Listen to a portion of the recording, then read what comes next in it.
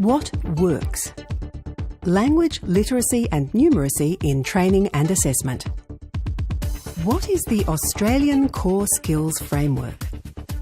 The Australian Core Skills Framework, ACSF, is a measuring tool we can use to describe levels of core skills. The ACSF identifies 5 core skills: reading, writing, oral communication, numeracy and learning. There are 5 levels of performance in each core skill. You can use the Australian Core Skills Framework to identify and describe the LLN levels of learners, the underpinning LLN requirements in a training specification and the relevant work, the LLN requirements of training materials and assessment tasks. There are detailed descriptors for each of the 5 levels of performance which help you identify the LLN levels of a learner, a training specification, or a training worksheet.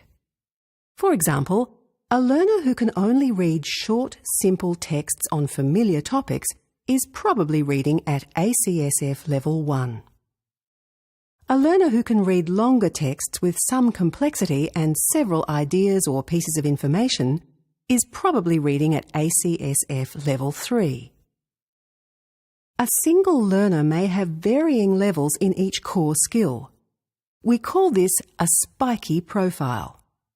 For example, a learner may have learning, reading, writing skills at Level 2, oral communication skills at Level 4, and numeracy skills also at Level 2.